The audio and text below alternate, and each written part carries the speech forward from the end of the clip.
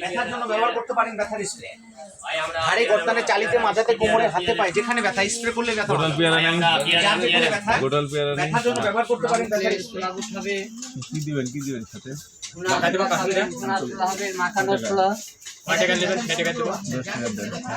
ব্যথার জন্য ব্যবহার করতে পারেন ব্যথার স্প্রে। হাড়ে গর্দানে চালিতে মাথাতে কোমরে হাতে পায়ে যেখানে ব্যথা স্প্রে করলে ব্যথা ভালো হবে। যার যেখানে ব্যথা ব্যথার জন্য ব্যবহার করতে পারেন ব্যথার স্প্রে। ব্যথার স্প্রে গুলো হবে লবণ বাড়া দিন।